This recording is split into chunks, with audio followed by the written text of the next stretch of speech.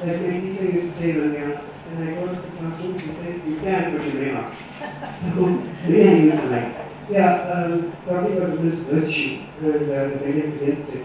I think if we come up with a very famous book, it's a novel, it's a fictionalized version of a true life event. It is called Prashka in Maya. Even with Sanskritic background, the word means Prashka is to lose caste. Jati Prashka refers to. Actually, that happened in 1905.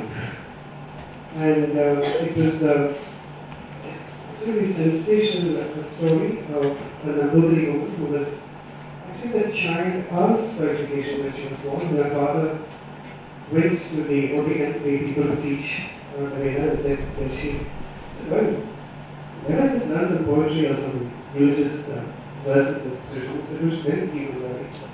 So he said, okay, but she seated as a young girl before maturity along with the others.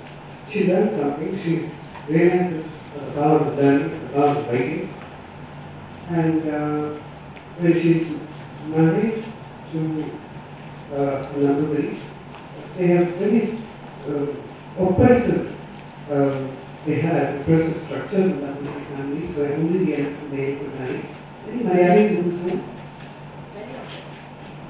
Okay. Now the others have to seek their homes, some another. In fact, people like a takes off from one of those.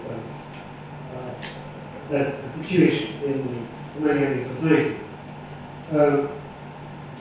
The older brother is a cripple and cannot marry her, so he gets his younger brother to marry her. But he satisfies his desire for her by raping her on the wedding night. Her husband stands outside his car, later he also goes in.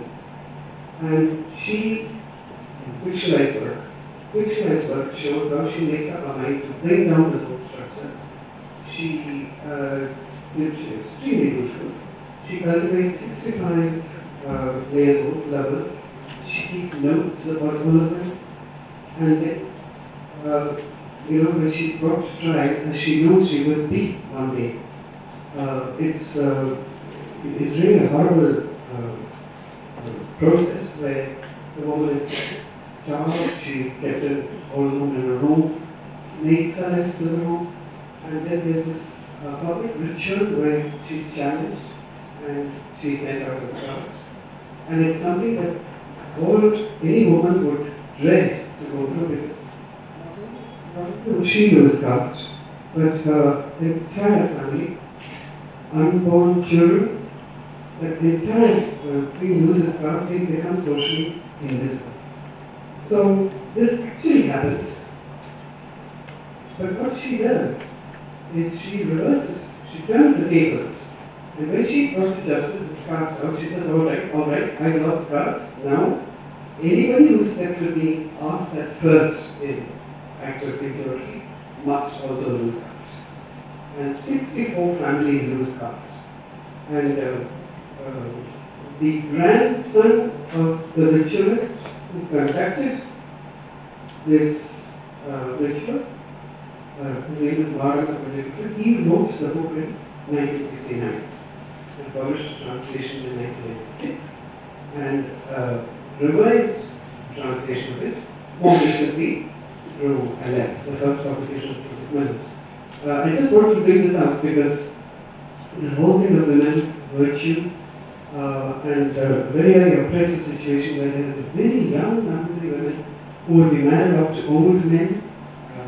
With the Pulian Brahmins also had the same situation in West Bengal. These are common situations in the fiction, which fiction is not very fiction. There's that too. Social novel, the hybrid novel, it's a marvelous concept for students to think about. So, the translation is by Vasanti Shankara. In fact, okay, I just want to say this. Because, and the other thing is in that question, the upper caste is they're collaborating with the British. They can't stand it because they know what's going to happen. But they say, learn the language. That's the new way out. Learn the language. Okay.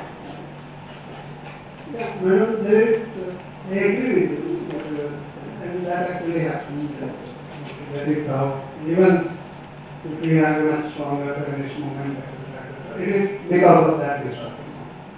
But at the same time, it's one thing to see that as a stage in the development of a highly just society. That is one way to look at it.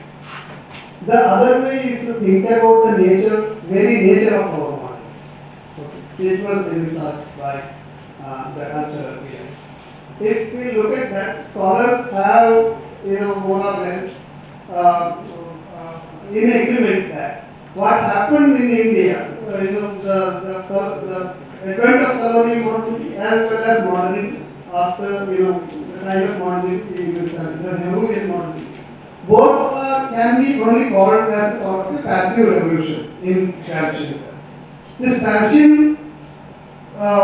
passive revolution means it doesn't actually, the agenda of modernity did not revolutionize all sections of the society, and because it is coming from the upper sections of the society, from the upper caste and people from upper. Therefore, there is no overhauling of the society in terms of various kinds of hierarchies, but there is a controlled project of releasing this. That is why we see this. Yeah, I was speaking from the point of view of evolution rather than revolution, because revolutions are maybe a little unrealistic. ಮತ್ತೆ ಆ ಒತ್ತಿಗೆ ಬಂದಂತಹ ಮಾಡಿದ್ದನ್ನು ಮಹಾರಾಯ ಅನ್ನುವಂತಹ ಒಂದು ಅಂದ್ರೆ ಅದು ನಮ್ಮ ರಾಮಾಯಣದ ಒಂದು ಮಾದರಿಯಲ್ಲೇ ಬಂದಿರುವಂತಹ ಒಂದು ಕಾಲದಲ್ಲಿ ಆ ಕಾಲಕ್ಕೆ ಈ ಮಾದರಿಯ ಶೀರ್ಷಿಕೆಗಳು ಹುಟ್ಟುಕೊಳ್ಳುವಂತಹದ್ದು ಅಂದ್ರೆ ನೀವು ಹೇಳುವ ಅವರಿಗೆ ಅದಾಗಲೇ ಹೊಸ ಹಕ್ಕಿನ ಚಿಂತನಾಧಾರಿಗಳು ಅವರಲ್ಲಿ ಭದ್ರವಾಗಿ ಒಳಮಾಡ್ತಾ ಇರುವಂತಹ ಇಂಗ್ಲಿಷ್ ಶಿಕ್ಷಣ ಪಡ್ಕೊಂಡಿರುವಂತಹ ಒಂದು ಇದೆಲ್ಲದರ ಜೊತೆಗೆ ಮತ್ತೆ ನಮ್ಮ ಪರಂಪರೆಯನ್ನು ಅಥವಾ ಹಿಂದಿನದನ್ನು ಪುನರ್ ಸೃಷ್ಟಿಸುವಂತಹ ಕಥನಗಳು ಯಾಕೆ ಆ ಒತ್ತಿಗೆ ಹುಟ್ಟುಕೊಳ್ಳುತ್ತೆ ಅನ್ನುವಂತಹ ಒಂದು ಪ್ರಶ್ನೆ ಹಿಂದಿನದನ್ನು ಮತ್ತೆ ಇದು ಮಾಡುವಂಥದ್ದು ಈಗ ನೀವು ಬೆಳಗಿನ ಹತ್ರ ಮಾಧವ ಕರ್ಮಗಾಸ ಅಥವಾ ಅವು ಕಥವನ್ನು ವೈಭವಿಸುವಂತಹ ಇದು ಸದ್ಧರ್ಮ ವಿಜಯ ಯಾಕೆ ಇದೆ ಕಾದಂಬರಿಯ ಮೊದಲಲ್ಲಿ ಅವರು ಒಂದು ಇದನ್ನು ಹೇಳ್ತಾರೆ, ಸತ್ಯತೆ ಮತ್ತು ಹೃದಯ ನಿರ್ಮಲತೆಗಳೇ ನಿಜವಾದ ಸಾಧನಗಳು. ಒಂದು ಎರಡನೇದು ಏನು ಹೇಳ್ತಾರೆ, ಈ ಕಾಲಕ್ಕೆ ಬೇಕಾದಂತಹ ವ್ಯವಹಾರ ವಿವೇಕವನ್ನ ಈ ಕಾದಂಬರಿ ಹೇಳ್ತಾರೆ. ಮೂರನೇದು ಏನಂದ್ರೆ ಕಂದಾಚಾರಗಳು ಮತ್ತು ನಿಜವಾದ ಧಾರ್ಮಿಕ. ವೆಂಕಟರಾಯರು ಧಾರ್ಮಿಕರಾಗಿ, ಆದರೆ ಕಂದಾಚಾರ ಮತ್ತು ಕಟ್ಟಳೆಗಳಿಂದ ಕೂಡಿದಂತಹ ಅವರ ಇನ್ನೊಂದು ಕಾದಂಬರಿ ಹೆಸರು ಕಟ್ಟಳೆ ಭಾಗೀರಥಿ, ಕಟ್ಟಳೆ ಭಾಗೀರಥಿ. ಹಾಗಾಗಿ ಅವರ ಇದರಲ್ಲಿ ಹೇಳುವಂಥದ್ದು ಏನಂದ್ರೆ ಈ ಕಾದಂಬರಿ ಇಂದಿರಾ ಬಾಯಿ ಅಥವಾ ಸದ್ಧರ್ಮ ಇದೆ.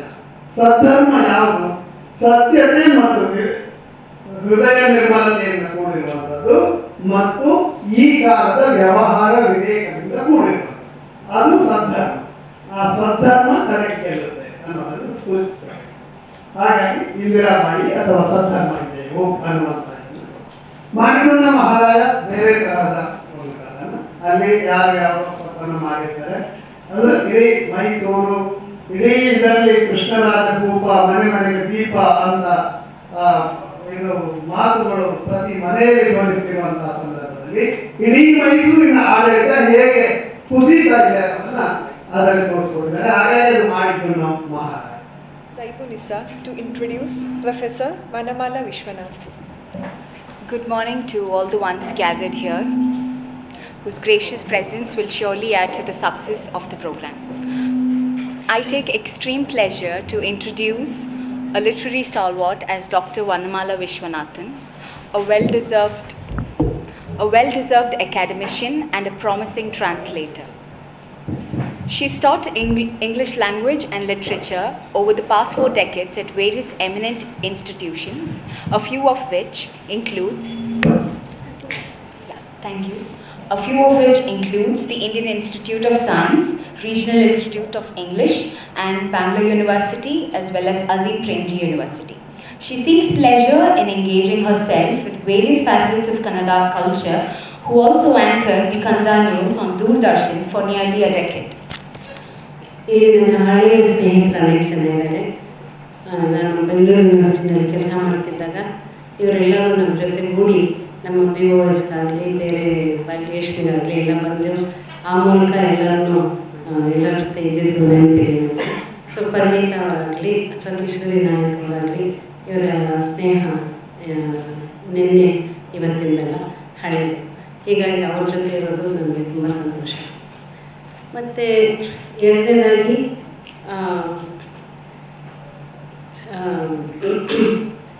ಇದು ಮಂಗಳೂರು ಅಂದ ತಕ್ಷಣ ನನಗೆ ಎಲ್ಲ ನೆನಪಾಗೋದು ನಿಮ್ಮ ಇಲ್ಲಿಯ ಸಾಹಿತ್ಯದ ಚರಿತ್ರೆಯನ್ನು ಮಾಡಿದವರು.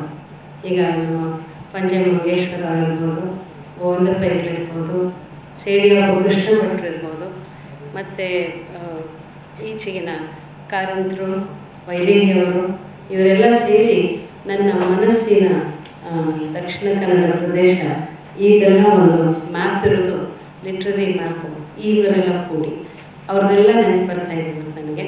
ಅಂಥ ಒಂದು ಜಾಗಕ್ಕೆ ಬಂದು ಎಲ್ಲರ ಜೊತೆ ಇರೋದು ಬಹಳ ವಿಶೇಷ ಅಂತ ಅನಿಸುತ್ತೆ. ಮತ್ತು ಮೂರನೇದಾಗಿ ಈ ಪ್ರದೇಶದಿಂದಲೇ ಹುಟ್ಟಿ ಬೆಳೆದಿರುವಂಥ ಒಂದು ಕಾದಂಬರಿ ಇಂದಿರಾ ಬಾಯಿ. ಇದು ಇಲ್ಲಿಯ ಸ್ಥಳೀಯ ಚರಿತ್ರೆ, ಇಲ್ಲಿಯ ಸ್ಥಳೀಯ ಜಾಗ್ರಫಿಯಿಂದ ಹುಟ್ಟಿರುವಂಥ ಒಂದು ಕೃತಿ ಅದು. ಅದನ್ನು ನೀವು ನಿಮ್ಮ ಚರಿತ್ರೆಯನ್ನಾಗಿ ನಿಮ್ಮ ಪ್ರದೇಶದ ಒಂದು ಪುಸ್ತಕವಾಗಿ ಕಥನವಾಗಿ ನೋಡೋದಕ್ಕೆ ಖುಷಿ ಆಗುತ್ತೆ ಅಂತ ನಾನಂತೂ ಭಾವಿಸ್ಕೊಂಡ್ಬಿಟ್ಟಿದ್ದೀನಿ. ಹಾಗಾಗಿ ನನಗೆ ಅದು ಕೂಡ ಒಂದು ಹೆಚ್ಚಿನ ಒಂದು ಮಹತ್ವವನ್ನು ಈ ಕೃತಿ ಈ ದಿನ ಇಲ್ಲಿ ಚರ್ಚೆ ಆಗೋದಕ್ಕೆ ಸಾಕಷ್ಟು ಕಾರಣಗಳನ್ನು ಒದಗಿಸಿದೆ ಅಂತ ಅಂದ್ಕೊಂಡಿದ್ದೀನಿ. ಮತ್ತು ಪ್ರೊಫೆಸರ್ ತೋಳ್ಪಾಡಿಯವರು ಮಾತಾಡಿದಾಗ ಈ ನೆಹರು ಕೇಂದ್ರ ಅದರ ವತಿಯಿಂದ ಇದನ್ನು ಮಾಡೋದರ ಔಚಿತ್ಯದ ಬಗ್ಗೆ ಒಂದು ಮಾತು ಹೇಳಿದರು. ನೆಹರು ಅವರನ್ನು ಒಂದು ಪೊಲಿಟಿಷಿಯನ್, ಸ್ಟೇಟ್ಸ್ಮನ್ ಅಂತ ಮಾತ್ರ ನೋಡಿದವ್ರಿಗೆ ಲಿಟ್ರೇಚರ್ ಡಿಪಾರ್ಟ್ಮೆಂಟ್ ಅವ್ರು ಏನು ಮಾಡ್ತಿದ್ದಾರೆ ನೆಹರು ಕಟ್ಕೊಂಡು ಅಂತ ಅನ್ನಿಸ್ಬೋದು.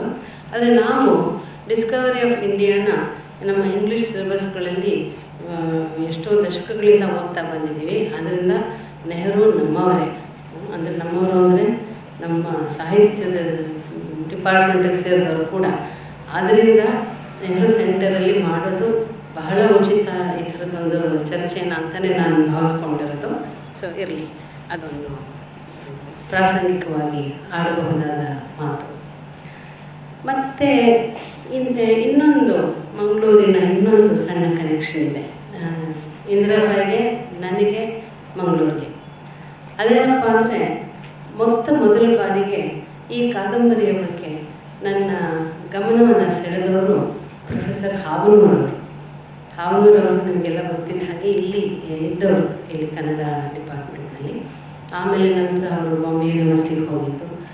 ಆಗ ಇವೊಂದು 10-12 ವರ್ಷದ ಹಿಂದೆಯೇ ಅವರು ನನಗೆ ಈ ಕೋಚ್ಮನ್ ಅವರು ಟ್ರಾನ್ಸ್ಲೇಟ್ ಆಗಿರೋ ಕೃತಿಯನ್ನು ಒದಗಿಸ್ಕೊಟ್ಟು ಅದರ ಬಗ್ಗೆ ಅವರು ಬರೆದಿರೋ ಒಂದು ಲೇಖನವನ್ನು ಕೊಟ್ಟು, ಹೀಗೆ ಈ ರೀತಿ ಒಂದು ಬಹಳ ಒಂದು ಇಂಟ್ರೆಸ್ಟಿಂಗ್ ಆದ ಕಾದಂಬರಿ ಇದೆ.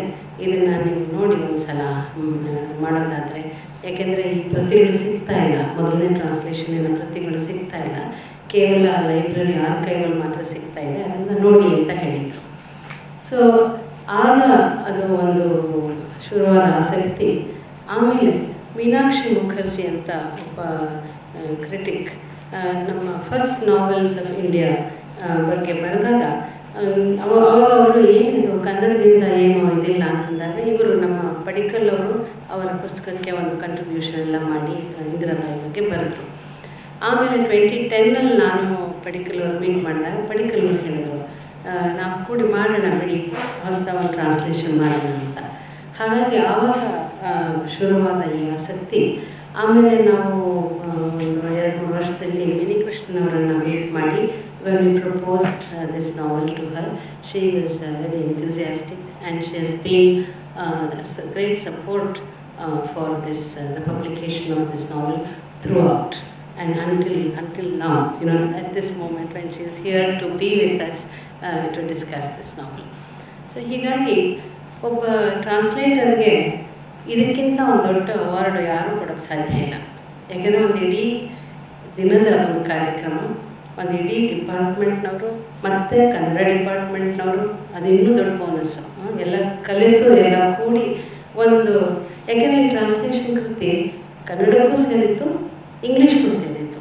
ಅದು ಇಬ್ಬರದ್ದು ಆಸ್ತಿ ಆದ್ದರಿಂದ ಎಲ್ಲರೂ ಕೂಡಿ ಅದ್ರ ಬಗ್ಗೆ ಒಂದು ಚರ್ಚೆ, ಒಂದು ಚಿಂತನೆ ಮಾಡೋದು ಬಹಳ ಸೂಕ್ತ ಅಂತ ನಾನು ಅಂದ್ಕೊಂಡಿರೋದು. ಈ ಕಾರಣಕ್ಕಾಗಿ ಅದರಿಂದ ಇದು this is the greatest award that you could have given us translators to spend a whole day, debating and discussing this book. And ಇನ್ನೊಂದು ಮಾತು ಹೇಳಬೇಕನ್ನಿಸಿದೆ. ಇವಾಗ ನಿನ್ನೆ ಕೂಡ ಕಾಸರಗೋಡಲ್ಲಿ ಈ ಕೃತಿಯ ಬಗ್ಗೆ ಒಂದು ಚರ್ಚೆ ಇತ್ತು. ಆ ಚರ್ಚೆಯಲ್ಲಿ ಸುಮಾರು ಜನ ಮಲಯಾಳಮಲ್ಲೇ ಮಾತಾಡಿದ್ರು. ಅಲ್ಲಿದ್ದವರಲ್ಲೂ ಬಹುತೇಕ ಜನ ಮಲಯಾಳಿಗಳೇ. ಅಲ್ಲಿ ಇಂದುಲೇಖ ಬಗ್ಗೆ ಪ್ರಸ್ತಾಪ ಬಂತು. ಅದು ಇಂದುಲೇಖ ಮಲಯಾಳಂ ಭಾಷೆಯ ಮೊದಲ ಕಾದಂಬರಿ, ಚಂದು ಮೆನನ್ ಅವರದು. ಸೊ ಅದು ಎಲ್ಲರೂ ಇಂದುಲೇಖ ಬಗ್ಗೆ ಮಾತಾಡುವಾಗ ಅದಕ್ಕೆ ಇದು ಕಾದಂಬರಿ, ಇದು ಮೊದಲ ಕಾದಂಬರಿ, ಚಂದು ಮೆನನ್ ಅವರು ಬರೆದಿದ್ದು ಏನೂ ಹೇಳಬೇಕಾಗಿರಲಿಲ್ಲ. ಅಲ್ಲಿದ್ದ ಅಷ್ಟೂ ಜನಕ್ಕೂ ಇಂದುಲೇಖ ಅಂದರೆ ಒಂದು ಮನೆ ಮಾತು. Everybody knew what Indulekha or who Indulekha was, that it was a novel in Malayalam.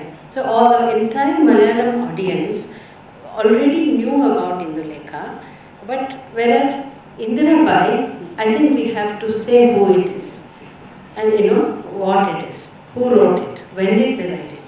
All this is past information. It is assimilated cultural information in the context of Malayalam literature. Malayalam culture, right? Liberal literature, Malayalam culture. ಅದೇ ಈ ಊರಲ್ಲಿ ಅಂದರೆ ಈ ಕನ್ನಡದ ದೇಶದಲ್ಲಿ ನಾವು ಕೆಲವೇ ಬೆರಳೆಣಿಕೆಯ ವಿಮರ್ಶಕರಿಗೆ ಮಾತ್ರ ಇದ್ರ ಬಗ್ಗೆ ಗೊತ್ತಿರ್ಬೋದೇ ಹೊರತು this is not a novel that is so widely known at all, right? Therefore I feel like ಅಲ್ಲಿ ಒಂದ್ಸಲ in the 9th standard class I saw that there was an excerpt from Indulekha or a brief story or one of the two things, I forget now. So for a 9th standard text they already had introduced Indulekha.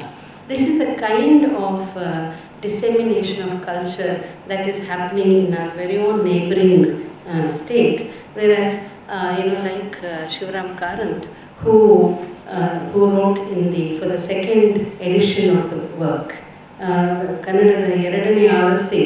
ಮೊದಲನೇ ಆವೃತ್ತಿ 1899 ಬಂದರೆ 2ನೇ ಆವೃತ್ತಿ 1962 ಹೊತ್ತಿಗೆ ಬಂತು 2ನೇ ಆವೃತ್ತಿ.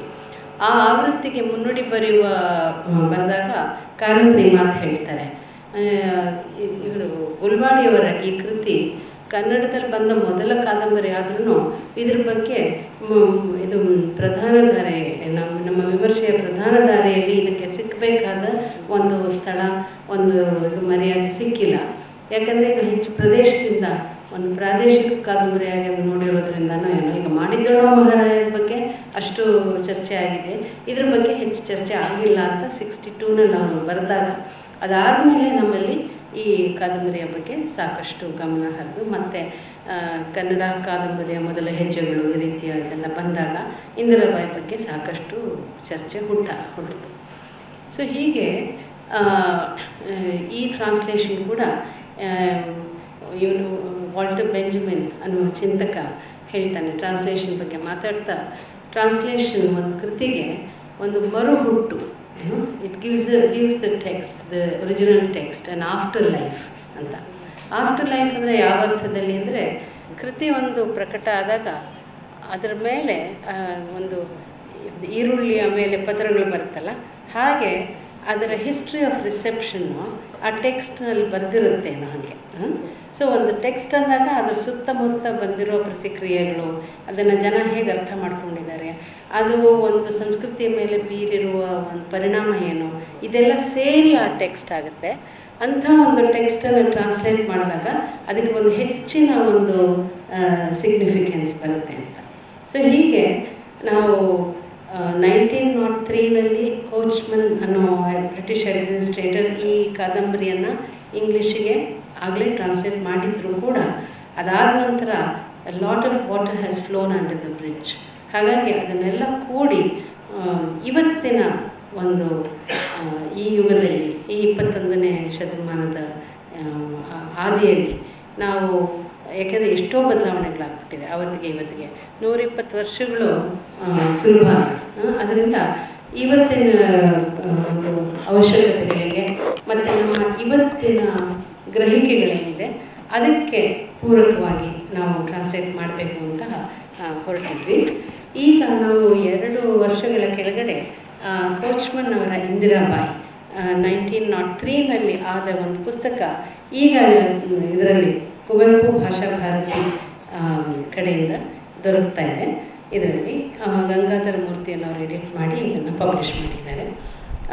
So ಒಂದು ಕ್ಷಣ ನಂಗೆ ಅನ್ನಿಸ್ತು, ಅರೆ ನಮ್ಮದು 2019, ಇವ್ರದ್ದು 2017, ನಾವಿಷ್ಟು ತಡ ಮಾಡಿಬಿಟ್ವಾ, was there a need for a second translation at all ಅಂತ ಒಂದು ಕ್ಷಣ ಅನುಮಾನ ಆಗಿದ್ದುಂಟು. ಆದರೆ ಅದಕ್ಕೆ ನನ್ನದೇ ಸಮಜಾಯಿಷಿ ಏನಪ್ಪ ಅಂದರೆ, ಅದಕ್ಕೂ ಇದಕ್ಕೂ ಸಾಕಷ್ಟು ಭಿನ್ನತೆ ಇದೆ. ನಮ್ಮ ಗ್ರಹಿಕೆಗಳಲ್ಲೇ ಆಗಿರೋ ವ್ಯತ್ಯಾಸಗಳಿದ್ದಾವೆ. ಅದರಿಂದ ಅದ್ರ ಬಗ್ಗೆನೂ ಸ್ವಲ್ಪ ಮಾತಾಡೋಣ ಅಂತ ನಾನು ಇವತ್ತು ಅಂದ್ಕೊಂಡಿದ್ದೇನೆ. ಮುಖ್ಯವಾಗಿ ಈಗಾಗಲೇ ನಾನು ಹೇಳಿದ ಹಾಗೆ every age translates for its own needs, right? Now this text was important. Like there was an immediate sense of importance in that, Professor Meenakshi Mukherjee and others wanted to discuss this. But there's a larger significance also. For one thing, Sheldon Pollock anta obba, literary critic and translator, Indologist, ಅವರು ಕೂಡ ಏನು ಹೇಳ್ತಾರೆ ಅಂದರೆ, at least ಒಂದು pre modern, ಆಧುನಿಕ ಪೂರ್ವ ಬರವಣಿಗೆಯಲ್ಲಿ ಹೇಗೆ ಕನ್ನಡದಲ್ಲಿ, ಸಂಸ್ಕೃತ ಆದಮೇಲೆ ಕನ್ನಡದಲ್ಲೇ ಅತ್ಯಂತ ಹೆಚ್ಚಿನ ಕೃತಿಗಳು ಬಂದಿರೋದು, ನಾಟ್ ಇವನ್ ತಮಿಳು, ರೈಟ್? ಆದರೆ ಅದು ಎಷ್ಟರ ಮಟ್ಟಿಗೆ ಒಂದು ಭಾರತೀಯ ಸಂದರ್ಭದಲ್ಲಿ ಕರ್ನಾಟಕದಿಂದ ಆಚೆ ಜನಕ್ಕೆ ಗೊತ್ತಿದೆ ಅಂತ ಕೇಳಿದ್ರೆ ಎಷ್ಟೋ ಜನಕ್ಕೆ ಗೊತ್ತಿಲ್ಲ, ರೈಟ್? ನಮ್ಮಲ್ಲಿ ಜ್ಞಾನಪೀಠ ಬಂದಿರೋದ್ರಿಂದ 8 ಅದರಿಂದ ಇಷ್ಟಾರು ನಮ್ಮ ಕನ್ನಡಕ್ಕೆ ಒಂದು ಪ್ರೆಸೆನ್ಸ್ ಇದೆ. ಆದರೆ ಆ್ಯಕ್ಚುಯಲ್ ಟೆಕ್ಸ್ಟ್ಗಳನ್ನು ನೀವು ನೋಡಿದ್ರೆ ಕುವೆಂಪು ಅವರ ಮಲೆಗಳಲ್ಲಿ ಮದುಮಗಳು ಇನ್ನೂ ಟ್ರಾನ್ಸ್ಲೇಟ್ ಆಗಿಲ್ಲ ಇಂಗ್ಲೀಷಿಗೆ. ಕಾರಂತರ ಅನೇಕ ಕೃತಿಗಳು ಇನ್ನೂ ಟ್ರಾನ್ಸ್ಲೇಟ್ ಆಗಿಲ್ಲ. ಸೊ ಕನ್ನಡದಲ್ಲಿರೋ ಒಂದು ಸಮೃದ್ಧಿಯನ್ನು, ಶ್ರೀಮಂತಿಕೆಯನ್ನು ನಮಗೆ ಕನ್ನಡಕ್ಕೆ ಒಂದು ಹೊರಗಿನ ಕನ್ನಡದ ಆಚೆಗೆ ನಮಗೆ ಒಂದು ವಿಸಿಬಿಲಿಟಿ, ನಮಗೆ ಅದಕ್ಕೊಂದು ಕಲ್ಚರಲ್ ಪವರ್ ಬೇಕು ಅಂದರೆ, ಒಂದು ಬಾರ್ಗೇನಿಂಗ್ ಪವರ್ ಬೇಕು ಅಂದರೆ ಟ್ರಾನ್ಸ್ಲೇಷನ್ ಮೂಲಕ ಮಾತ್ರನೇ ಅದು ಸಾಧ್ಯ ಅಂತ ಅಂದ್ಕೊಂಡಿರೋದು. ಹೀಗಾಗಿ ನನ್ನ ಕಳೆದ ಒಂದು 25-30 ವರ್ಷಗಳಿಂದ ನಾನು ಹಮ್ಮಿಕೊಂಡಿರುವಂಥ ನನ್ನ ಕಾರ್ಯಕ್ಷೇತ್ರ ಅನುವಾದ ಮತ್ತು ಭಾಷಾಂತರ ಅಧ್ಯಯನ ಎರಡನ್ನೂ ನಾನು ಮುಖ್ಯವಾಗಿ ಮಾಡಿಕೊಂಡು ಕೆಲಸ ಮಾಡ್ತಾಯಿದ್ದೀನಿ. ಈ ಕಾರಣಕ್ಕೆ ಅದೇ ನಿಟ್ಟಿನಲ್ಲೇ ಇಂದಿರಾ ಬಾಯಿ ಅಂಥ ಕಾದಂಬರಿ ಹೊರಗಿನ ಒಂದು ಡಿಸ್ಕಷನ್ಗೆ ಮತ್ತು ಅದರ ಬಗ್ಗೆ ಗೊತ್ತಾಗಬೇಕು.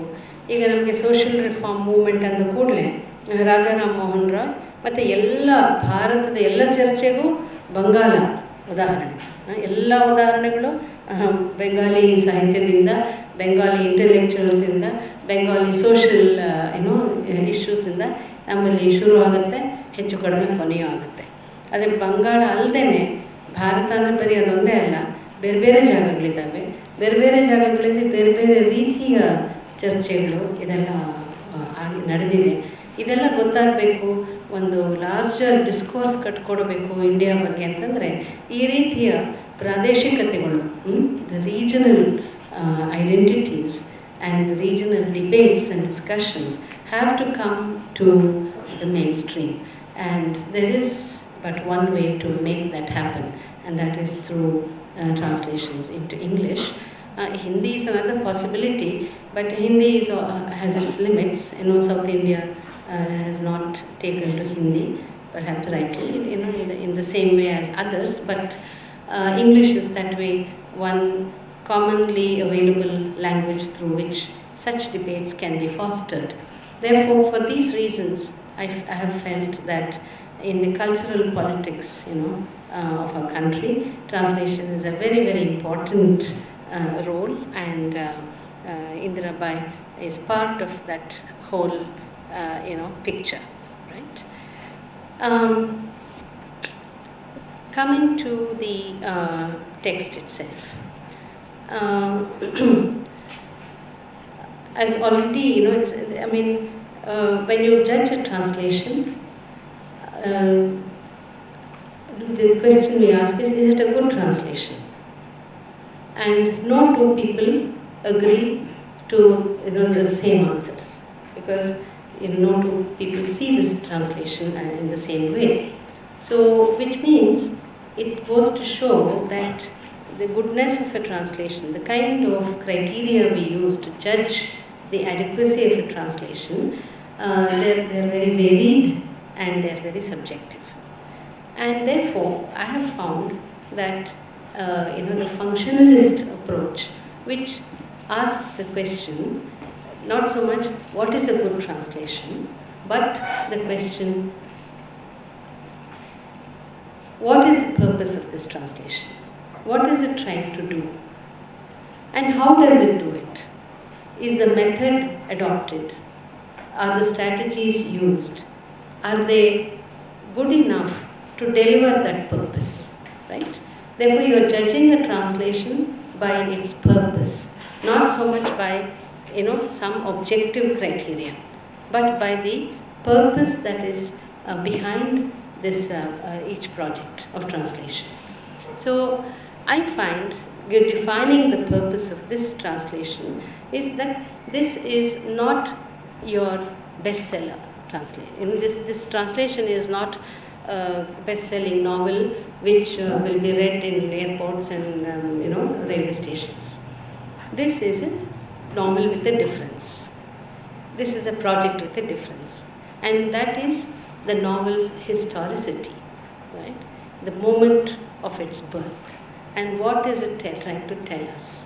So when the historic moment is so important for us, then we cannot afford to take too many liberties with the way it expresses itself. By doing that, you will be cheating on the book. Therefore, it is very important for us while we are translating to keep to the tone and tenor of the book. Therefore, in two aspects we have tried to maintain that. One is at the level of textuality. Now, as you know, when you embark on a new form of writing, the novel, as Gulwadi did 120 years ago, you look back to see, okay, what has been happening in the past, what can I keep? So stories began like once upon a time, right? Puranada kathegala hage shuru agutte. So ee kadambari kuda, if you look at the beginning of the novel, you will see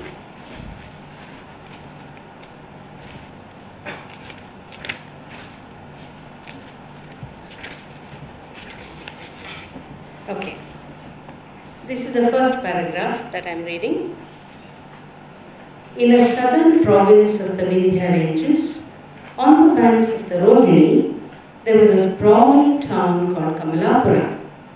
Well known in history, this town is still resplendent with several grand halls, temples, agraharas, fortresses and courtrooms, green gardens and fruit-bearing trees, wide royal roads and bridges. People belonging to the four castes, Brahmin, Kshatriya, Vaishya and Shudra, lived in this town, while those from other religious communities lived around the town in different localities, practicing their inherited trades. So, a beginning like this, it could have been any story from any age, right? It has that kind of a Puranic kind of a touch. But within 2 pages, right, it brings you to the present reality of, is the mic okay? Are you able to? All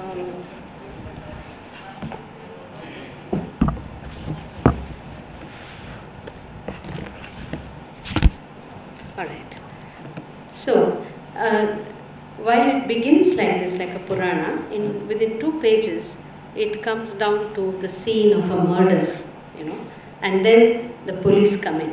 Soon after that, the lawyers come in.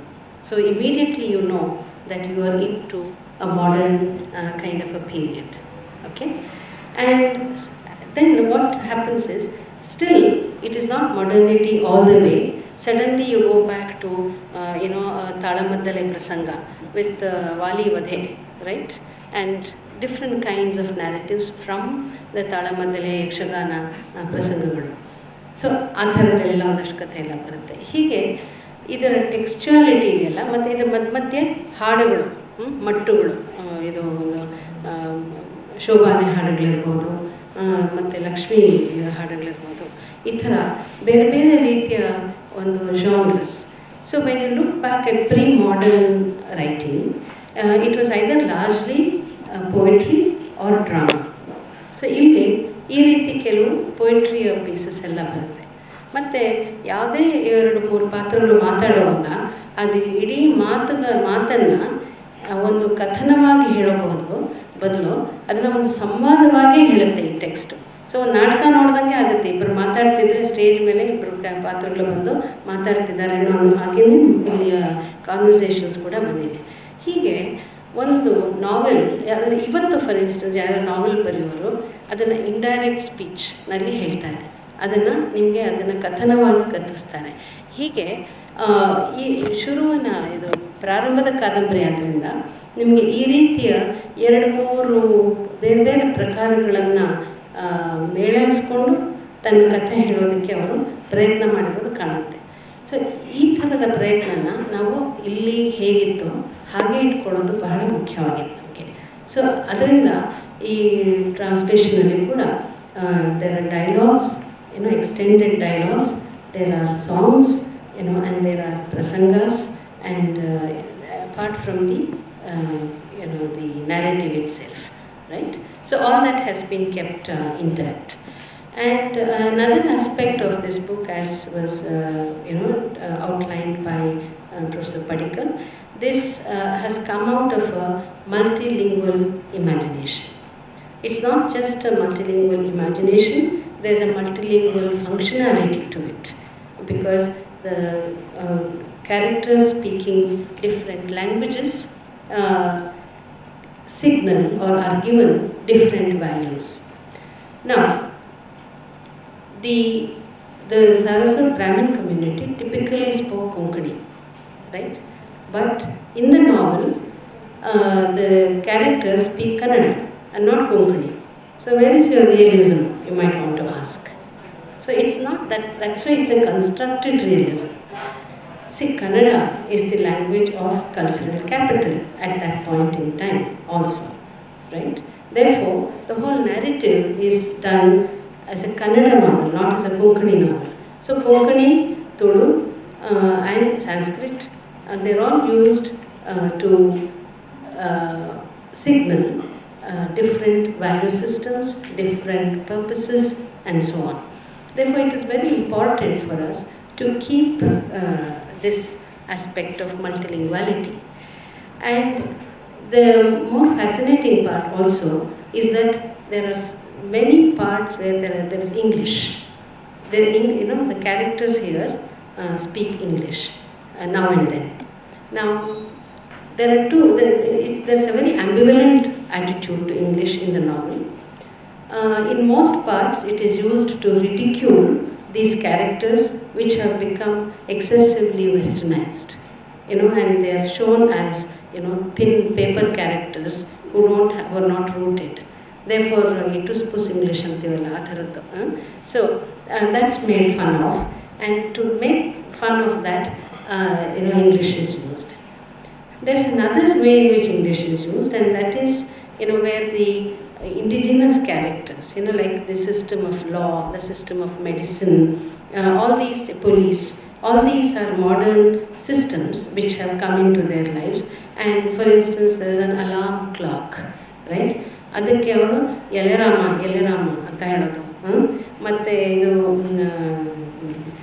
ಅಲೋಪತಿಗೆ ಇನ್ನೊಂದು ಹೋಮಿಯೋಪತಿಗೆ ಉಮಾಪತಿ ಅನ್ನೋದು, ಈ ಥರದ್ದೆಲ್ಲ ತುಂಬ ಒಂದು ರೀತಿಯ it's a kind of a sattvic fun that is poked in these characters. So ಹೀಗೆ ಬಹಳ ಪ್ರಖರವಾಗಿ ಅದನ್ನು ಲೇವಡಿ ಮಾಡೋದು, ಮತ್ತು ಅದನ್ನು ಪ್ರೀತಿಯಿಂದ ಒಂದು ಈಗ ಒಬ್ಬರು ಹಳ್ಳಿಯವರು ಏನಾದರೂ ಇಂಗ್ಲೀಷ್ ಕಲಿಯುವಾಗ ತಪ್ಪುಗಳಾದರೆ ಒಂದು ರೀತಿ ಒಂದು ಮಕ್ಕಳ ಥರ ನಾವು ಆ ಥರದ್ದೊಂದು ಆ್ಯಟಿಟ್ಯೂಡ್ ಕೂಡ ಇಟ್ಕೊಂಡು ಮಾಡಿದ್ದಾರೆ. ಹೀಗೆ ಅದರಿಂದ ಇಂಗ್ಲೀಷ್ ಕೂಡ ಇಂಗ್ಲೀಷ್ ಆಗಿ ಉಳಿಸ್ಕೋಬೇಕಾಗಿತ್ತು ನಮಗೆ ಮುಖ್ಯವಾಗಿತ್ತು ಯಾವುದರಲ್ಲಿ, ನಮ್ಮ ಇಂಗ್ಲೀಷ್ ಟ್ರಾನ್ಸ್ಲೇಷನಲ್ಲಿ. So how do we then indicate which is the my translated English and which is the English within the text. So we needed to evolve a very good system of showing when a character is speaking in Tulu, when is a character speaking in Konkani, when is that character speaking in English in the Kannada novel. So we looked, when we look at the Coachman edition, you will find that these differences are completely nullified. It's all in English. There is no indication of in which language the characters are speaking. So, but we felt it was strong enough, it was important to indicate this difference. And so with the help of, Ms. Vinay Krishnan here and her team of copy editors, we evolved a visual system of using fonts, right? So in the conversation you will see that Mayre and others, like the domestic help, she speaks in Tulu. So the Tulu dialogue comes first in English transliteration, followed by the English translation in Tulu and English, Tulu, English. So this is how we have represented it, as Gulwani himself had represented it using Tulu and Kannada. So we have made it into Tulu and English.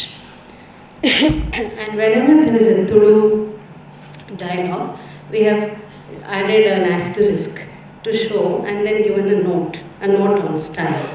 We have said if there is one asterisk, it is Tulu, if it is two, it's Konkani, if it is Sanskrit, it is italicized. So like that we have explained these things. Therefore, this kind of text demands that the reader also participates actively in the construction of meaning, that is there in the text. And therefore we know that this will be most ideally suited for students, who are looking at all these issues of post-colonialism, translation, modernity, and for them this will be a very, very interesting and important kind of a text to study. Okay. So this is, broadly it. What I thought I would do also is to, kind of highlight two excerpts. In these two excerpts that I am going to read, the first one is where Bhaskar Raya, who is the ICS man, he is who becomes the collector later, and when he returns, he is on the verge of going to Vilayat, foreign, for his studies. And his mother is asking these questions and he is trying to convince her. So this is one way to understand, how modernity has been, dealt with in the novel, modernity and tradition. Okay. The mother asks, "What is this? Where are you going after 10 or 15 days?" The son says, "I'll have to go to Vilayat." Where? To Vilayat, abroad. What does Vilayat mean? Vilayat is the country where our queen resides. Why do you have to go there? To write the CS exam. No end to these exams. How far is this Vilayat? It's about 6,000 miles from here. What's the weather like there? What are the people like? The weather is rather cold. People there are like the European sahibs here. Are there people who belong to our caste? A few. How many months do you need to write and pass these exams? Oh, not months. At a minimum, I need 3 years. How will you travel? How long will it take to reach there? A steamer from here to Bombay and another to Vilayat. It will take over 3 weeks to reach. What about your food during that time? Mother's question about food. There should be a way out. Don't a whole lot of others travel? What kind of way is this? How can you eat food cooked by all kinds of people? Not necessary. Amritaraya will hire a cook for me. That shall be all right. How about purified water that's not touched by the mlechas? Can there be any water that is not touched by the mlechas? In fact, all the water we use has been touched by the mlecha. Is there any other? Brahmins don't dig wells, right? The people who dig wells will have touched the water much before we do. What if they do? Don't we purify it with holy water afterwards? That's easy then. All I have to do is to carry a couple of bottles of holy water, right? So, I wouldn't know. This is what one gets speaking to those who have learned English. Mere arguments. I'm not merely arguing about, just think about what I'm saying. I don't see any sense in saying touch is defiling. Just because a mlecha touches it, does my body get defiled? Can there be any doubt about it? Then, if I touch the body of a mlecha, it should get purified, right? So, idu vitandavada antarala. So, in the face of so much kandachara, all you could do is vitandavada, right? So, here is another piece. It's another parent and child speaking, but in this case, it's the mother and daughter, right? This is Indira Bai and her very, very scheming and very conventional, blindly conventional mother.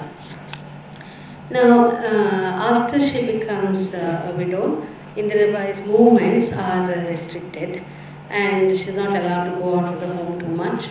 But she still sneaks into her neighboring friend's place, her friend Sharada, who is studying in a girls' school. And so she brings books, for Indira Bai to read. And she would spend her time there reading the edicts of womankind, Sri Niti Dharma, Sri Dharma Niti, Aesop's fables, Panchatantra, or the story of Satyavati. So one's mother asks her, what kind of books do you read there? Until yesterday I was reading Sri Dharma Niti. Right now I am reading Aesop's fables. Aren't those books printed by Christian padres? I don't know. Those books are printed to defile our caste practices. Amma, there was nothing that even vaguely looked caste polluting in any of the books I read. Also, can one lose one's caste by merely reading a book? There are things in those books which are against our religion. Not in the ones I read. They give useful ideas on how women should conduct themselves in the house of their birth as well as in the husband's house. You can learn all that staying at home, right? Why go to someone else's house for it? That wouldn't be the ideal thing to do. But no one in this house has taught me such things, nor have I learned them. At least now, will you buy me all the books that Sharada has? Why do you need those defiled foreigners' books? Here you have books like Sri Krishna Balalile and Radha Vilasa. Your life will be sanctified if you read them. What is the value of reading Sri Krishna Balalile? If you can utter the name of Krishna every minute, it amounts to chanting and it will surely bring you punya. What's the problem if I can utter Krishna's name without reading the Balalile? If I can read those books at Sharada's house and utter the name of Krishna at the same time, it will serve two purposes. It will give my mind some relief and further, I won't have wasted any time. Tell me a way of achieving both and I'll do it, etc. So, you see how, the fear of educating a girl, the fear of, what reading might enable. Like what Dr. Kishori Naik was mentioning earlier, the kind of such important role that education played across the castes across the communities.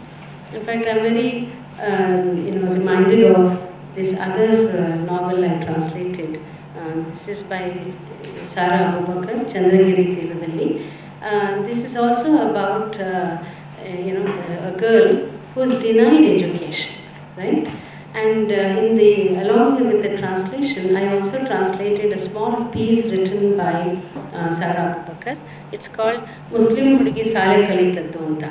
A Muslim girl goes to school. It's an autobiographical piece of writing where she talks about how in a small village near Kasaragod, how she managed to get an education despite so much opposition. Every page of it talks about, you feel she's now crossed this hurdle, then that hurdle, and when she comes of age, what happens, and if she didn't have a strong, powerful father who supported her, nothing of it would have happened.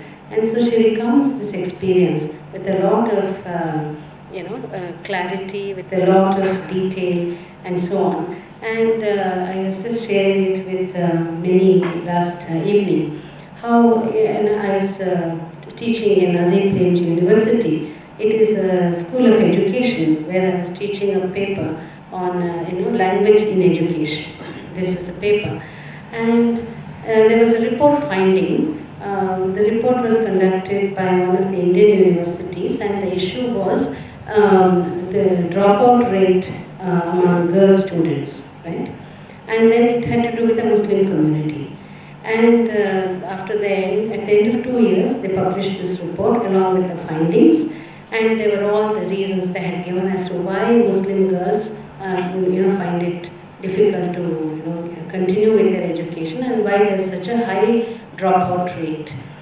If you then what I did was, in my class, I gave them Sara Abubakar's narrative and asked them, okay, what are the hurdles she faced, right? And how did she overcome those hurdles to get at least a 10th class matriculation Tanukada education? And they kind of analyzed the story and came up with a list of reasons. And if you matched that list of reasons as enumerated by Sara Abubakar, along with this report, you would find that there was such a complete match between what the narrative had said and what the report had talked about as the reasons for the challenge Muslim girls to continue in their education. That is the kind of power that literary narratives can have, and therefore this women and education, that has been a single most important factor in our march towards a greater kind of equality. And a novel like Indira Bai, which foregrounds women's education, right? Very often the widow remarriage, that issue has been highlighted, but the issue of women's education and what it has done and can do to women's lives is often underplayed. But I would like to bring that up more to the surface and highlight that through the novel, the translation of the novel. So I will stop for now, and if there are any questions, I will be happy to answer them. Then how she faces all kinds of problems to get educated, in spite of having a supportive father, because of the kind of conventions that the Brahmin family had. And then I think over a period of time she gets that education in spite of the hurdles, and then I think there's conversion, because she's called sister to the I read this from years ago, but it immediately came to mind. Sara, of course, is quite familiar. But that this exists even in Hindu society at the beginning of maybe the 20th century, this kind of hurdles. And I think even the kind of autobiographies, 19th century autobiographies that we have, which again talk about this need for education and how education became the empowering factor. It's a very common problem we're facing. A number of the prescribed texts translations, not available in bookshops. Even in places like Indira Bai in Multilingual, most books are prescribed. It lies the fact that the distributors don't, they do not return sales of issues to the publisher. There are policies which we can't do anything about, but it's certainly. I want to bring up another point. You said women's education in the empowerment in the literature. The other thing certainly which this generation needs to know about is the liberation of the lower castes who benefits through education, empowering them and bringing about certain equality. Because there's been a sort of invisible population there, and their stories are just being told. And I'd like to share with this group here that as a textbook, as a publisher of translations, not only for the literary quality and the importance of integrating the nation through this medium of translation in English, but also for textbooks that were not textbooks for translation education.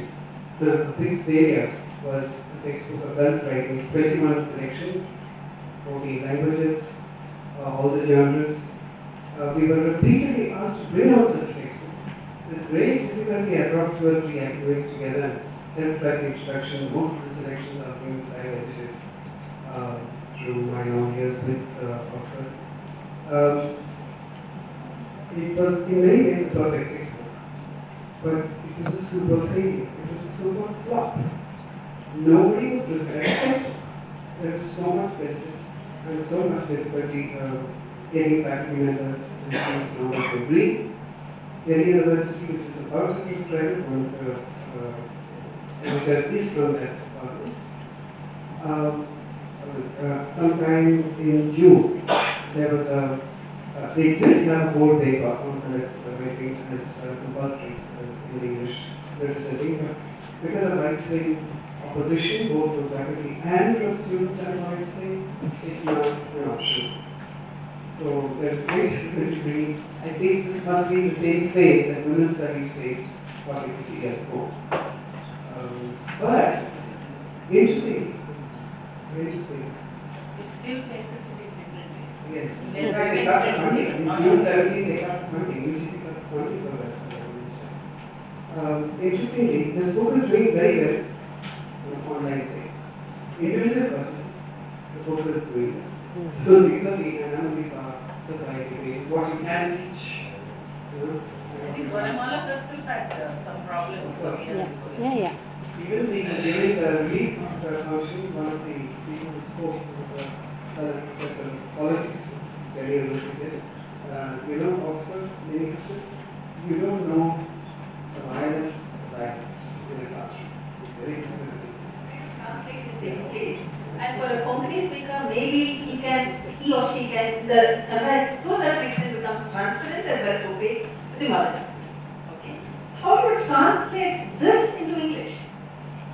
Isn't it difficult? You're saying that The Konkani will inflect the Kannada in some sense or the other, which is available only to the Konkani mother tongue Konkani speaker. Yeah, but from what I could read, it is in fairly standard Kannada, which is still quite accessible. So I don't have a particular problem with the Kannada part of it, but with the other parts, that's our collaboration was partly, inspired by my lack of knowledge of Konkani or Kulu, and where Particle had a lot of facility, and that's why we managed to do it together. And I just want to make one, related point to what you're saying. In the English departments particularly, we still get students who are like Kannada department students who have come from the same kind of socio-cultural, economic backgrounds. And English itself is a slightly alienating language for us, right? When we come into the postgraduate courses. So the language is unfamiliar, And the culture is alienating because most of what is studied in English departments have to do with Western texts, American or British. So, as a kind of lessening the alienation of our Mofussil and a large majority of students from underprivileged sections, when I was teaching in Bangalore University, we introduced this paper called Modern Indian Literatures in Translation, where we taught texts from Malayalam, a contiguous literature, and from Bengal, as culturally prominent kind of a language, and from Kannada. Like we taught 12 texts from each of these languages, from 4 from each language. And so this kind of politics, of academic politics is very important, because if our English departments have to make sense, of what we are doing to our students, you can't keep them silent. And English syllabuses make them silent, because they can't relate to the culture, they cannot easily relate, through the language. Therefore, and a lot of reading, a lot of commitment is expected to make a go of a syllabus. So we found that if there are Indian texts, not so much Indian writing in English, but Indian texts, whether it's from Bengali, Malayalam or Kannada, which have come from the regional place, there's a different reality. Other Indias that we do not know only through English, other Indias are represented in these texts, and we found that students could very happily, easily access those experiences. Therefore, silent students started to listen first. Then they would sit up and take note. And then they would even make an attempt to speak. And therefore, these texts from our regional languages, I don't like the word regional, but the other option is vernacular. Again, there are problems with that. From Indian languages, let's say, they speak of a kind of reality which most of our students are more familiar with, and it's been a very enabling kind of a thing to teach them these translations. And so I'm hoping that Indira Bai will participate in this politics actively, right? And I'm very happy that a proposal has been made to include this text in the syllabus. I hope it goes through. So, ಈ ಥರ ಹೆಂಗೆ define ಮಾಡ್ತೀವಿ ಒಂದು ಮಾತೃಭಾಷೆ ಅನ್ನೋದೇ ಬಹಳ ಒಂದು problematic ಆದ ವಿಷಯ. ಅದರಲ್ಲೂ ರೈಟಿಂಗ್ ಬಂದಾಗ ನಮ್ಮಲ್ಲಿ ನೀವು ಯಾವನ್ನೇ ತಗೊಂಡ್ರು, ಈಗ ಬೇರೆ ಅವ್ರ ಮನೆ ಮಾತೇನು ಯಾವ ಭಾಷೆಯಲ್ಲಿ ಬರೋದು, ಮಾಸ್ತಿ ಮನೆ ಮಾತೇನು ಯಾವ್ದು ಬರೋದು, ನಮ್ಮ ಕಾರ್ಮಿಕರು ಯಾವ ಇದು, ಮತ್ತು ಕಾರ್ನಾಡರು ಯಾವ ಇವರು, ಮತ್ತು ಅನುಮೂರ್ತಿಯವ್ರ ಮನೆ ಭಾಷೆ, ಇದೆಲ್ಲ ನೋಡಿದ್ರೆ ಇದು ಬಹಳ ನಿಜವಾದ ಪ್ರಶ್ನೆ. ಮದರ್ ಟಂಗ್ ಅಂದರೆ ಹೇಗೆ ಡಿಫೈನ್ ಮಾಡೋದು ಅನ್ನೋದು ಬಹಳ ಸಂಕೀರ್ಣವಾದ. ಅಂದರೆ ನೀವು ಹೇಳಿ ಇನ್ನೊಂದು ಮಾತಿದ್ದೀರ, ಅದು ಯಾವುದೇ ಬರವಣಿಗೆನೂ ಟ್ರಾನ್ಸ್ಲೇಷನ್ನೇ ಅನ್ನೋದು ಒಂದು ಬಹಳ ವಿಶಾಲವಾದ ವಿಸ್ತಾರವಾದ ಅರ್ಥದಲ್ಲಿ ನಿಜಾನೆ. ಯಾಕಂದರೆ ಮಾತಿಗೆ ಮೀರಿದ ಅನುಭವವನ್ನು ಮಾತಿನ ಮೂಲಕ ಹಿಡಿದಿರೋದಿದೆಯಲ್ಲ, ಆಗಲೇ ಒಂದು ಅನುವಾದ ಮಾಡ್ತಾ ಇದ್ದೀರ. ನಿಮ್ಮ ಪಂಚೇಂದ್ರಿಯಗಳ ಮೂಲಕ ನೀವು ಯಾವುದನ್ನು ನೀವು ಗ್ರಹಿಸಿರ್ತೀರೋ ಅದನ್ನು ಒಂದು ಸಿಸ್ಟಮ್ ಆಫ್ ಸೈನ್ಸ್, ಅಂದರೆ ಒಂದು ಸಂಜ್ಞೆ ಮೂಲಕ, ಒಂದು ಇದೆಯಲ್ಲ ನಮ್ಮ ಸಂಕೇತಗಳ ಮೂಲಕ, ಅಕ್ಷರಗಳ ಮೂಲಕ ನಮೂದಿಸಿದ್ರೆ ಅದೇ ಒಂದು ಟ್ರಾನ್ಸ್ಲೇಷನ್ ಅಂತ ಕೂಡ ಒಂದು ಬ್ರಾಡಾಗಿ ಹೇಳಬಹುದು. ಸೊ ಇದೆಲ್ಲನೂ ಟ್ರಾನ್ಸ್ಲೇಷನ್ ಅಂತ ಅದನ್ನಷ್ಟೇ ಕೇಳ. ನನಗೆ ಗೊತ್ತಿಲ್ಲ, ಕಾದಂಬರಿಗಳು ಸಾಕಷ್ಟು ಬರ್ತಾ ಇಲ್ಲ ಅಂತ ಅನ್ಸುತ್ತೆ. ಬಗ್ಗೆ ಬಹುಶಃ ಮಾತಾಡ್ತಾ ಇಲ್ಲ ಅಂತ ಅನ್ಸುತ್ತೆ. ನಾನು ನೋಡಿದಾಗ right number of novels. It's my privilege to introduce Ms. Mini Krishnan. An acclaimed editor and translator, Mini Krishnan has edited 73 translated works for Oxford University Press, ranging from fictions, plays, travelogues, autobiographies and biographies from 15 Indian languages. 3 volumes of Dalit writing are a part of this list. Translating early Indian novels has been a major concern of her works. Some of the renowned translations include Indulekha, The Fatal Rumour, Basanti, and of course Indira Bai was therefore a welcome addition to a list which Oxford University Press could have accommodated. She is presently the advisor of Tamil Nadu Textbook Education Services, editor of series Living in Harmony, being India's first peace education program for schools.